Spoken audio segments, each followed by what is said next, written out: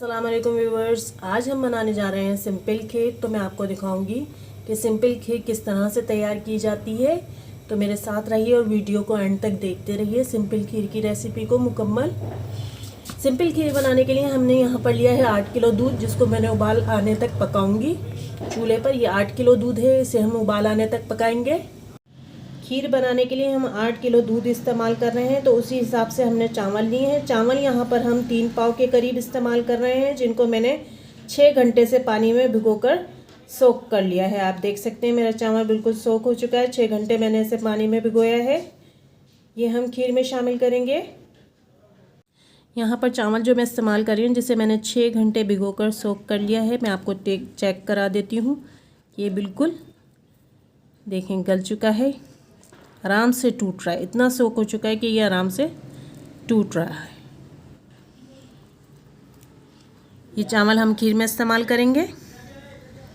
इसके अलावा खीर में डालने के लिए जो अगला इंग्रेडिएंट है हमारे पास, वो है सब्ज़ी इलायची। सब्ज़ी इलायची में 8 किलो दूध में 25 दाने सब्ज़ी इलायची के इस्तेमाल कर रही हूँ, जिनके मैंने मुंह खोल लिए हैं। कुछ इस तरह से आप देख सकते हैं। सब्ज़ी इलायची में यहाँ पर दूध में हमारे हल्का हल्का सा बॉयल आना शुरू हो गया है। आप देख सकते हैं ये तेज़ होता जा रहा है आहिस्ता आहिस्ता। अब मैं इसमें सब्ज़ी इलायची शामिल कर दूंगी और साथ ही इसे चमचे की मदद से चला देंगे ताकि दूध में अच्छी तरह मिल जाए। इसी तरह हमें मज़ीद पकाना है थोड़ी देर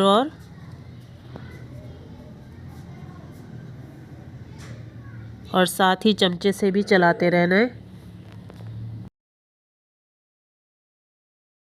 यहाँ पर दूध में दोबारा से उबाल आना शुरू हो गया है। अब हम चूल्हा डिम कर कर इसे खासी देर तक पकाएंगे। जब तक दूध हमारा गुलाबी ना हो जाए उस वक्त तक हमें इसे पकाना है।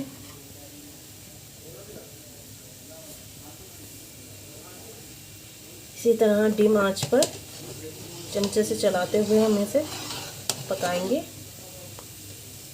जब तक दूध हमारा गुलाबी ना हो जाए, और थोड़ा क्वांटिटी में भी कम हो जाएगा पकने के बाद।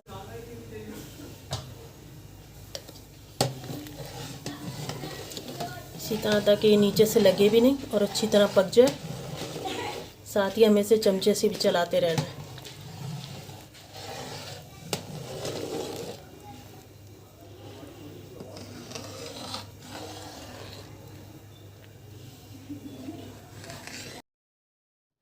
दूध यहाँ पर हमारा खासा गाढ़ा हो चुका है। अब हम इसमें जो चावल हमने सोख करके रखे थे वो शामिल करते जाएंगे। इसी तरह से थोड़े थोड़े करके मैं तमाम चावलों को शामिल करती रहूँगी इसमें।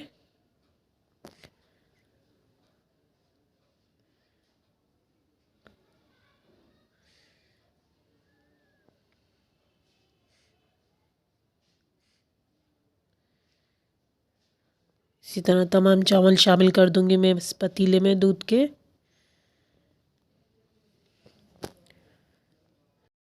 मिल जाए जितने भी चावल हमने डाले वो तमाम चावल हम इस तरह से चमचे की मदद से मिला देंगे दूध में, और अभी भी हम इसे डिम आंच पर ही पकने देंगे मज़ीद गुलाबी और गाढ़ा होने तक।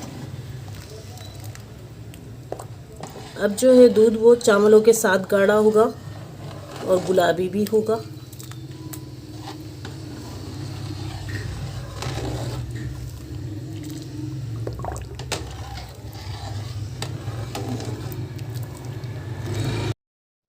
यहाँ पर एक प्याले में मैंने चीनी ले रखी है। तकरीबन ये चीनी 1.25 किलो के करीब है, जो कि हम खीर में शामिल करेंगे। 1.25 किलो चीनी।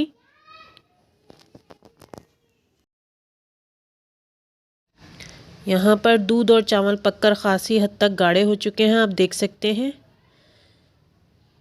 जितना हमने खीर को गाढ़ा करना था चीनी डालने से पहले हमने इसे खूब अच्छा गाढ़ा कर लिया है। अब हम इसमें चीनी शामिल करेंगे।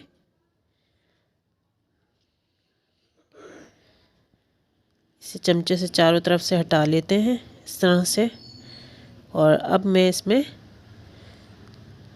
चीनी शामिल करूँगी। आप देख सकते हैं हाथ से गाढ़ी हो चुकी है। जितना हमने इसे पकाना था चीनी डालने से पहले हमने इसे खूब अच्छा पकाकर गाढ़ा कर लिया है।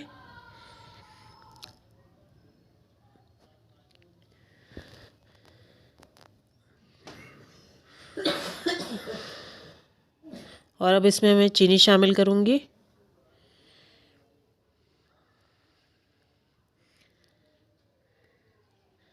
जो 1.25 किलो चीनी मैंने ली थी वो मैंने इसमें डाल दी है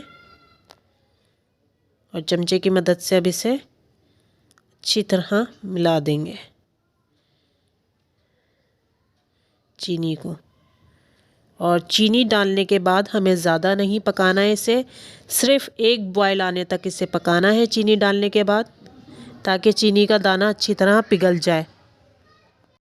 चीनी डालने के बाद ज़्यादा पकने से जलने का डर रहता है, जिससे हमारी खीर का टेस्ट ख़राब हो सकता है। तो हमें ज़्यादा नहीं पकाना है, बस दाना पिघलने तक पकाना है। और चीनी डालने के बाद इसे मुसलसल चलाते भी रहना है। पकने के साथ साथ हम चलाते भी रहेंगे ताकि नीचे से लगना ना लगे या जलना ना शुरू हो जाए। इस वजह से हम चमचे की मदद से साथ साथ चलाते भी रहेंगे चीनी हमारी, ताकि घुल जाए और जल्द ही दाना पिघल जाए।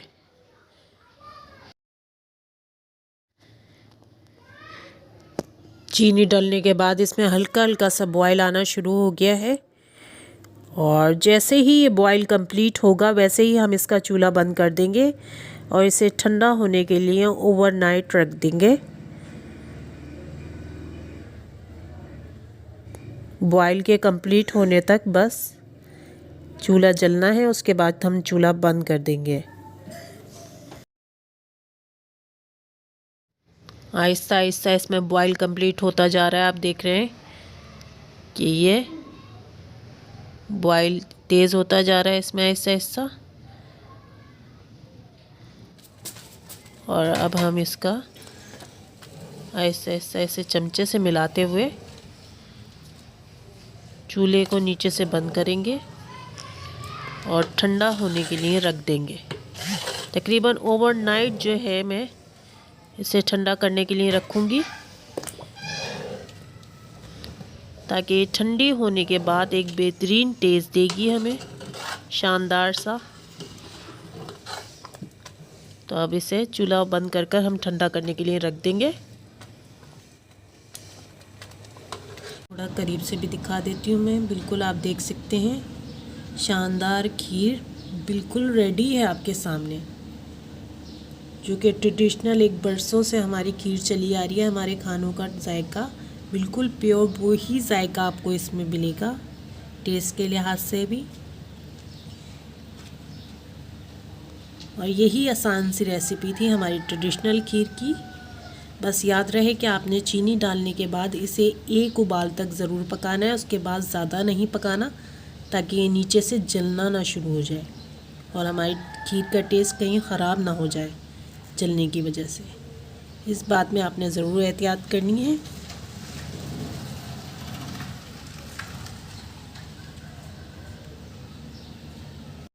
तो रेसिपी आपको पसंद आई है तो लाइक कीजिए, शेयर कीजिए और कमेंट्स में अपनी राय का इज़हार कीजिए। Thanks for watching. Thank you.